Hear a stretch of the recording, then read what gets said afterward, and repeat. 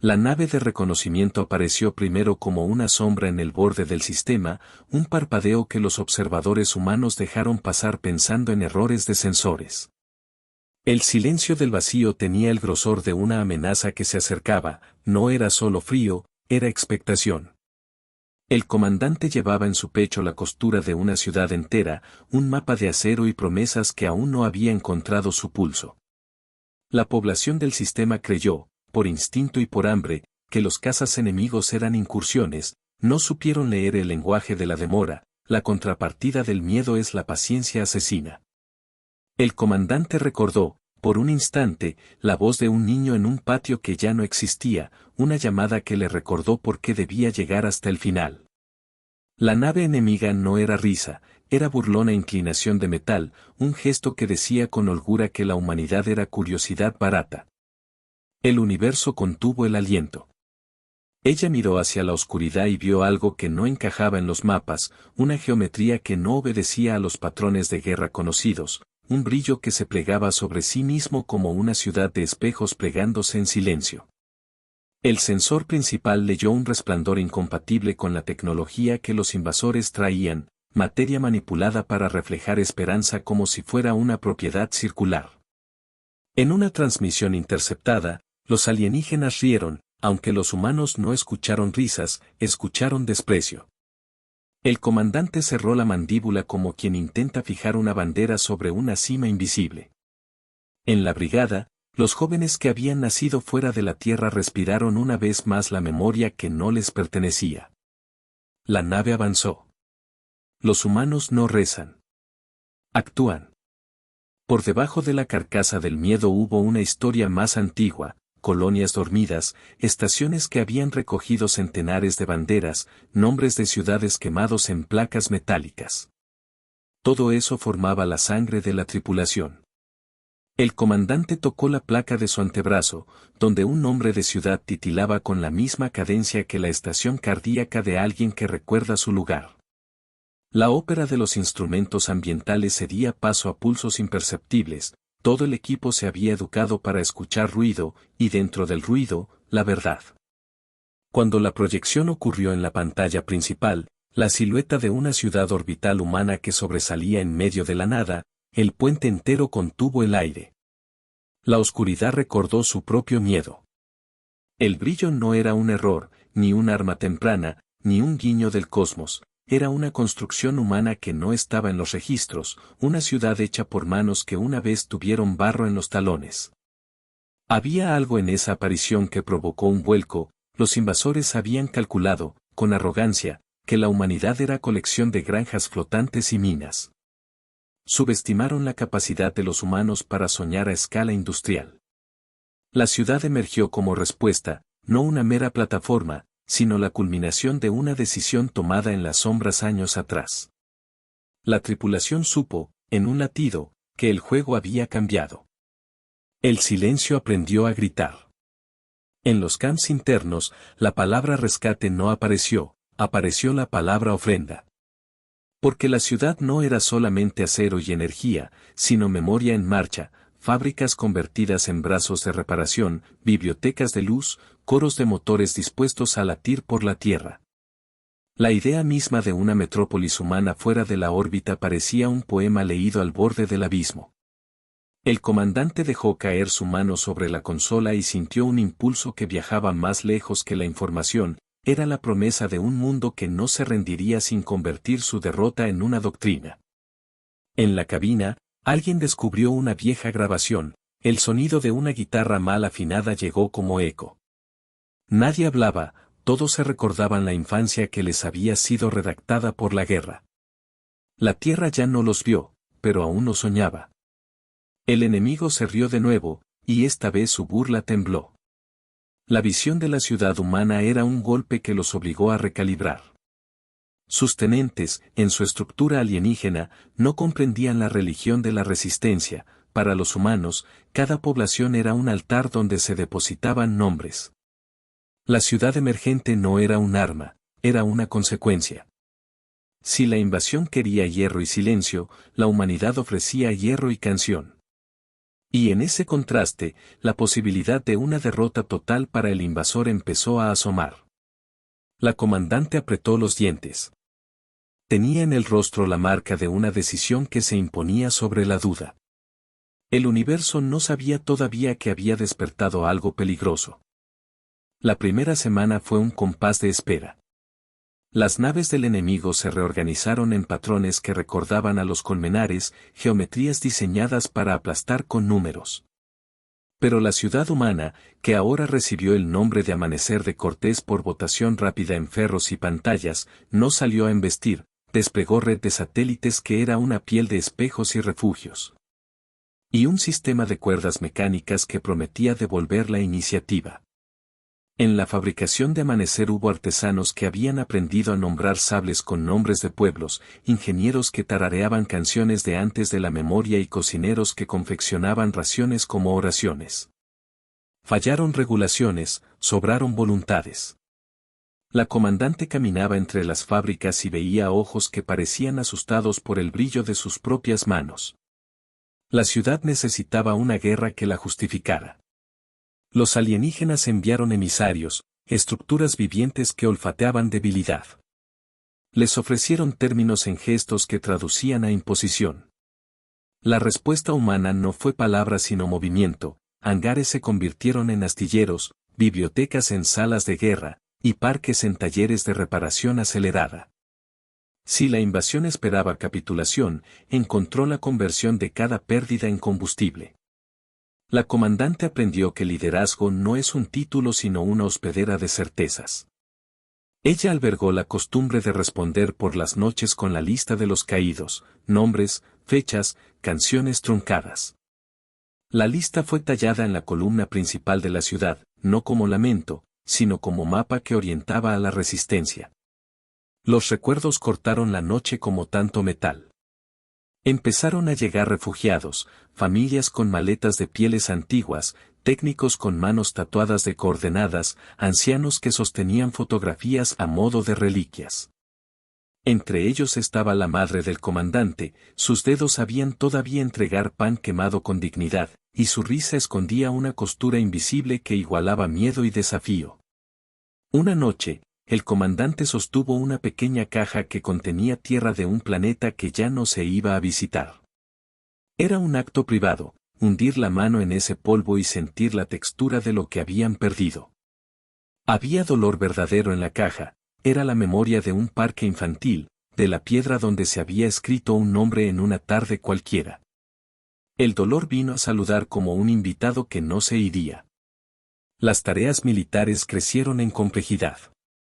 Las defensas no eran solo disparar, se trataba de construir identidad y disciplina en un tejido de miles de voluntades.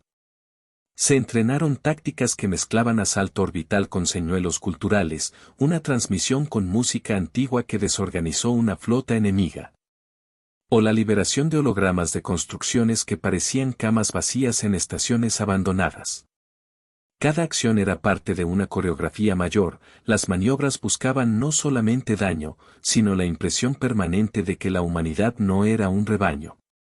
La comandante supervisó personalmente la preparación del espejo de luz, un arma pasiva que transformaba la radiación del entorno en una ciudad visualmente imponente capaz de perturbar sensores alienígenas.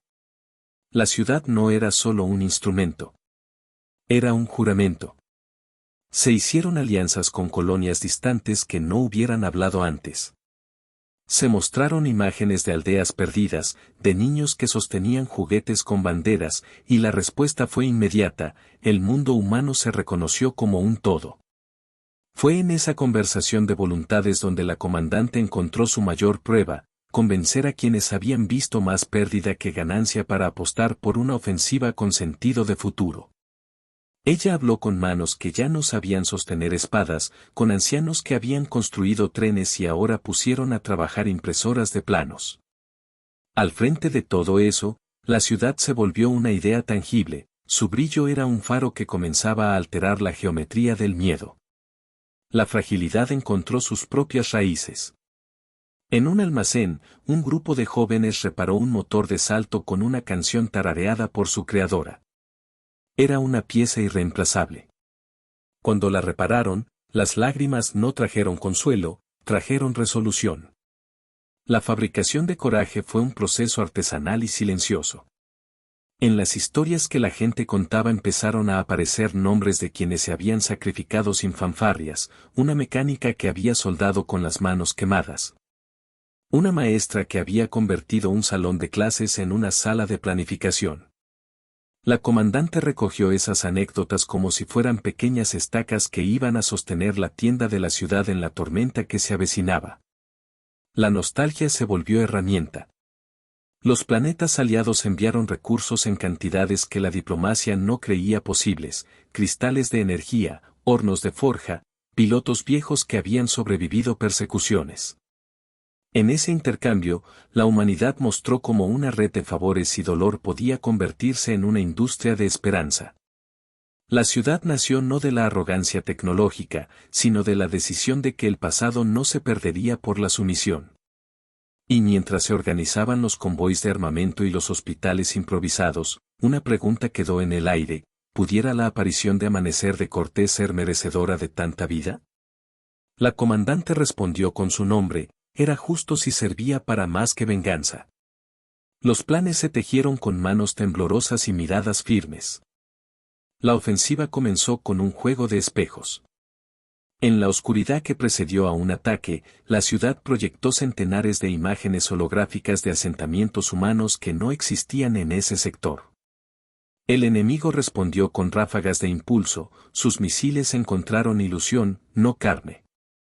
Fue el primer triunfo, no de destrucción, sino de estrategia psicológica. La comandante observó el resultado en tiempo real, vio, en tonos fríos, como una flota enemiga vacilaba como un animal ante trampa invisible. Los halcones del enemigo, acostumbrados al terror sencillo, no supieron devorar la complejidad humana. Ese fue el tipo de momentáneo preludio que dio tiempo para maniobrar. La táctica era corazón y engaño. Pero la guerra no se llama noble por los inventos, la guerra es una sucesión de pérdidas.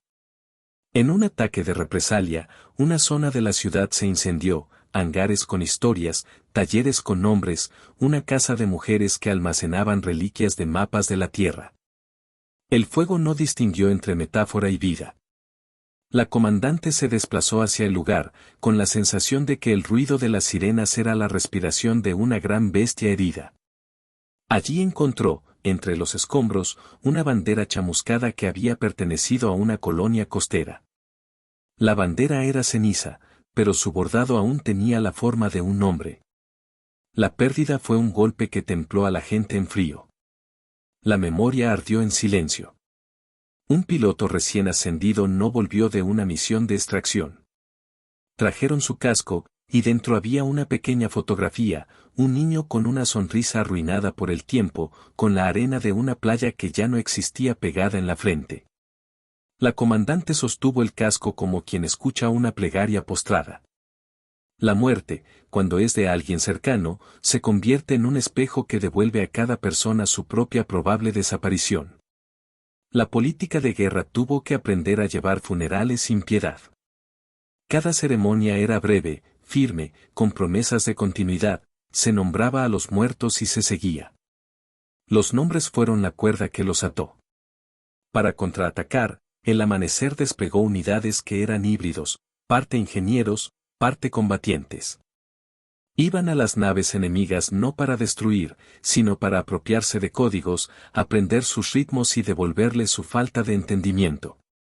La comandante eligió para estas misiones a quienes sabían reír bajo presión, a quienes habían hecho juguetes con circuitos y los llamaban ángeles. Los premios eran pequeños, rutas de suministro abiertas, victorias tácticas que aumentaban la moral. Cada incursión enseñó algo nuevo acerca de la tecnología enemiga, una arquitectura de control biológico que respondía a patrones musicales, otra que se auto-oteaba frente a señales de lenguaje humano. Aprender fue, para la ciudad, una forma de sanar. La guerra exigía curiosidad como arma. En uno de esos asaltos, un equipo humano quedó atrapado en el núcleo de una estación enemiga. Hubo fuego, hubo pérdida. Un técnico quedó con una mano aplastada y la voz de una madre en un grabador que decía su nombre. Cuando lo rescataron, la mano no funcionaba. La comandante visitó la enfermería y vio cómo los médicos reconstruían un futuro con dedos de titanio.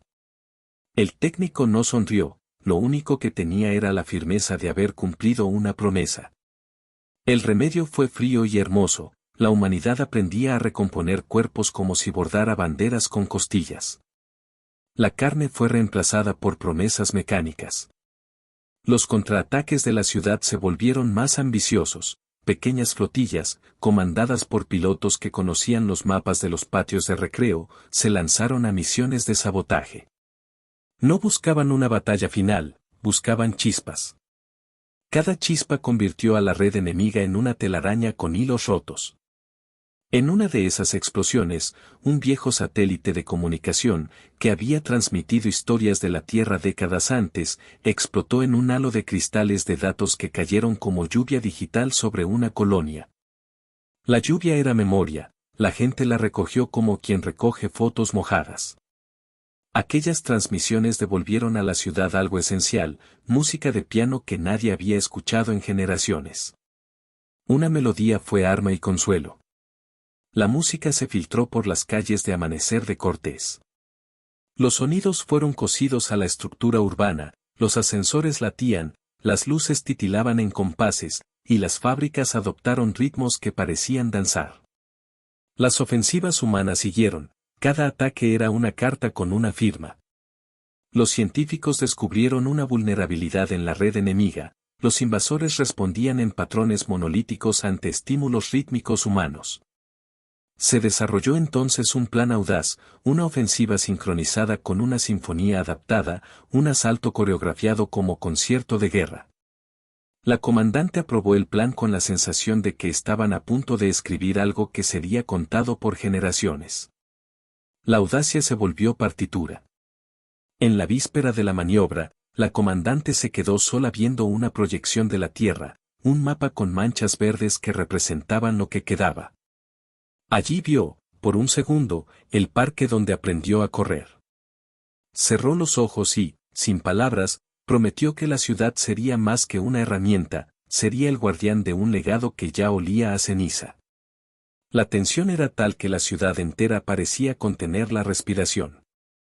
Equipos se dispusieron en posiciones, y la señal para atacar fue una nota sostenida que vibró en el aire como un instinto. La esperanza fue un acorde sostenido. La ofensiva final tuvo el ritmo de una ópera. Las flotas humanas se abrieron en abanico, las formaciones desplegaron espejos y trampas, y en el centro, la ciudad brilló como si, por fin, reclamara su estatuto de castillo. El enemigo respondió con olas de destructores que se transformaban en columnas de hierro y canto. La primera ola golpeó la pantalla de la ciudad, aunque resistió, se pagó precio. Hubo explosiones que partieron la noche como tambores, y cuerpos que aparecieron en corredores que antes fueron salas de planificación. Cada pérdida era una cuchillada que alimentaba la furia. La comandante observaba desde su puesto elevado, con la cara marcada por la gasolina de los fuegos y la luz de las pantallas que reflejaban mapas de posibles futuros. La ira era justa y aferrada. En el núcleo de la batalla, una plataforma de mando enemiga intentó reestructurar la lógica de la guerra, proyectó imágenes de desaliento, falsificó voces de seres queridos, manipuló los sueños. Abandonar hubiese sido simple. Resistir exigía una voluntad colectiva. La ciudad activó su máquina de memoria, proyectó, sobre el campo de batalla, hologramas de hogares destruidos que se transformaban en fábricas, recuerdos mutados en maquinaria de reparación. Los alienígenas quedaron desconcertados, su lógica no podía interpretar la resurrección como arma. En el fragor, pilotos humanos realizaron maniobras temerarias, algunos cayeron, otros consiguieron perforar la defensa y sembrar la confusión. La venganza tomó la forma de renacimiento. En la línea más expuesta, la comandante ordenó una maniobra de riesgo, enviar un convoy de ingenieros hacia un puente de comunicación enemigo para sembrar allí un núcleo que replicaría los patrones humanos. Era un objetivo cercano al suicidio y era, al mismo tiempo, lo más humano que podían hacer, poner la palabra futuro en el centro de la máquina enemiga. El convoy salió, y uno a uno fue alcanzado. Cuando el último ingeniero cayó, la señal del núcleo no llegó. La comandante tuvo la sensación de que una mano desconocida le sujetaba la garganta, pronta a arrancar el nombre de cada caído de su mente. La pérdida fue un precio que la guerra exigía sin piedad. Pero el núcleo, de manera casi mítica, sobrevivió. Una pequeña resistencia de supervivientes logró activar lo suficiente como para introducir incoherencia en la red enemiga. La confusión explotó desde el corazón del control alienígena hacia sus extremos, sensores recalibraron mal, órdenes se contradijeron, y flotas enteras terminaron enfrentadas entre sí. Esa fractura fue la apertura que la ciudad necesitaba.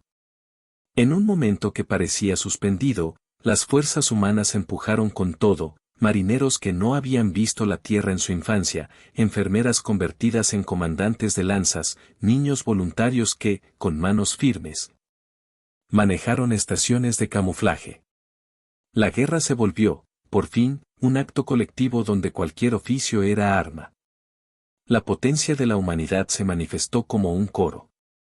En el punto de quiebre, la comandante ordenó el despliegue del espejo mayor. La ciudad abrió un campo de luz que dobló la radiación estelar local en unas que desestabilizó la energía enemiga. Las naves rivales comenzaron a fallar como insectos atrapados en una red de fuego.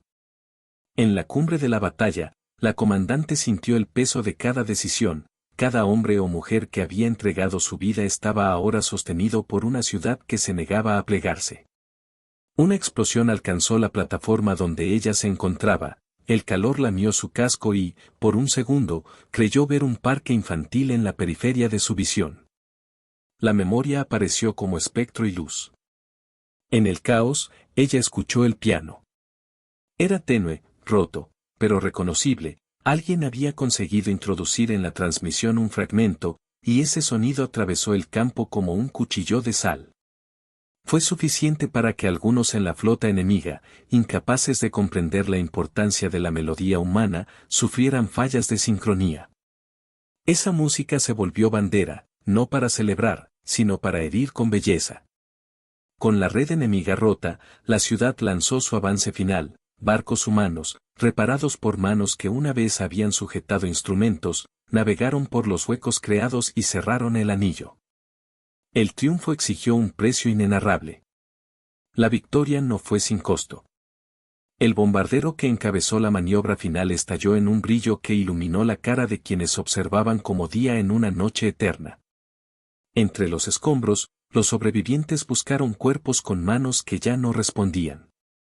La comandante caminó por pasillos llenos de humo y recogió objetos que hablaban de vidas, una taza con el nombre borroneado, una nota infantil con una caligrafía infantil que decía vuelve, una fotografía chamuscada. Esos objetos eran la prueba material de lo que habían logrado, no la conquista de un imperio, sino la restitución de la posibilidad de contar historias. El sacrificio se convirtió en testamento. En la última fase, los líderes alienígenas, viendo su estructura fracturada, enviaron una propuesta de cese. Fue una rendición no por honor, sino por el reconocimiento de derrota estratégica.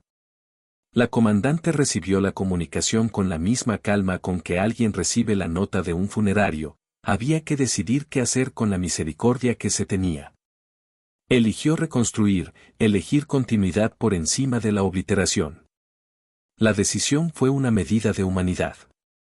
El polvo se asentó y la ciudad empezó a respirar de nuevo. Amanecer de Cortés fue reconocida como bastión y escuela, no se limitó a poner armas en manos de los que aún vivían, sino que abrió talleres para aquellos que perdieron todo. Se inauguraron fábricas de prótesis y bibliotecas donde las historias recuperadas del bombardeo se digitalizaban. En la plaza central se colocó una placa con todos los nombres de los que habían caído, no fue una lápida, fue un mapa para los que aún tenían que construir. Los niños volvieron a la escuela, aunque las tablas de sus aulas estaban remendadas con paneles de naves. La vida no volvió a ser lo que era, pero comenzó a ceñir su propio patrón. La esperanza se volvió trabajo cotidiano. La comandante caminó por los sectores reparados y escuchó testimonios, una anciana que enseñaba a reparar celdas de energía, excombatientes que enseñaban a leer mapas de estrellas, madres que abrían cocinas comunitarias. En todas partes, surgía el sentimiento de que se había ganado más que una batalla, se había exigido sitio en la narrativa del cosmos. La ciudad, que había sido diseñada para impacto militar, se transformó en un faro cultural. Archivistas comenzaron a almacenar canciones, poemas y recetas, documentando la especie humana como un fenómeno que merecía estudio. La comandante contribuyó personalmente, donó la caja de tierra que había guardado, y la colocó en la sala principal como símbolo. El legado se volvió reliquia y herramienta. Hubo, sin embargo, huellas de dolor que no cicatrizaron. En una ceremonia pública, un viejo puso en exhibición el casco de su hijo. La multitud guardó silencio. Entre los asistentes, la comandante tocó la superficie fría y vio reflejada la imagen de una ciudad que aún debía luchar por sí misma. Ella pensó en la madre que le había dado pan quemado, en el técnico con la mano de titanio, en la música de piano desperdigada. Esos recuerdos no fueron suavizados por la victoria, fueron reafirmados como motivo para seguir.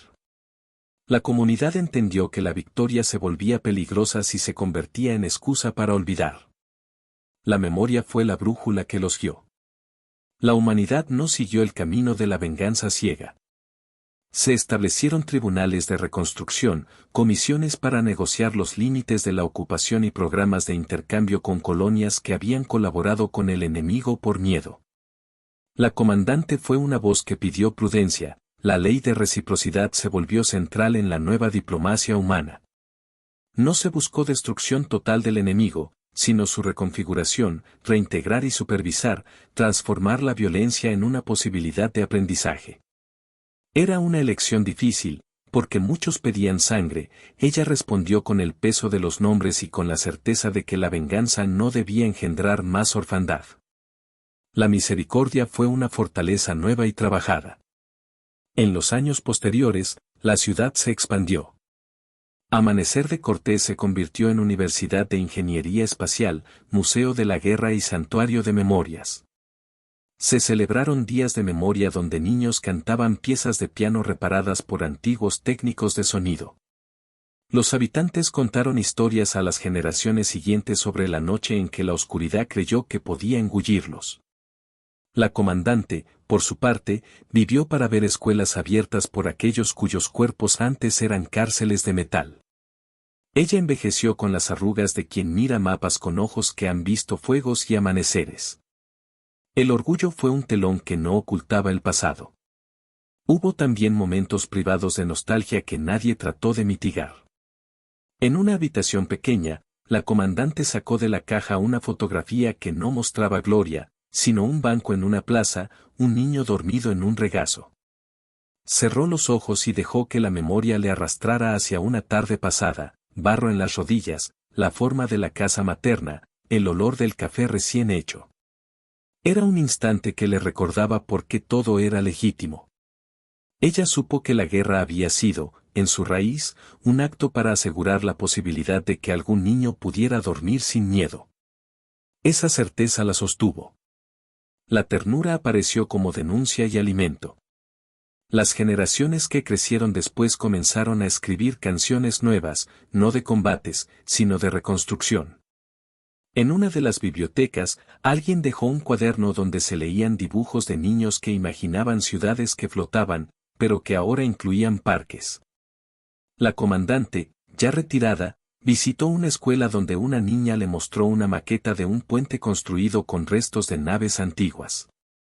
La niña no entendía demasiado de política, entendía de asombro. La ciudad, que había nacido como respuesta a la burla, se transformó en cuna de lo que sería una doctrina humana, la capacidad de inventar futuro a partir de huesos rotos. El destino, finalmente, era una construcción colectiva. En su último acto público, la comandante plantó un árbol en la plaza central. Un símbolo que nadie esperaría en el espacio, raíces fijadas en una cápsula de tierra traída de varios planetas aliados. Su mano tembló al cerrar la tierra sobre las raíces, y en el gesto estuvo la suma de todos los dolores y labores. La gente vio en el acto la imagen de lo que habían sido, un pueblo que no solo sabía pelear, sino sembrar. La ceremonia fue breve, sin estridencias. El árbol no era maquillaje de victoria, era testimonio de que la humanidad se proponía algo más que sobrevivir, quería multiplicarse en belleza. La esperanza se sembró en un gesto pequeño. Con el tiempo, otras especies y culturas visitaron Amanecer de Cortés.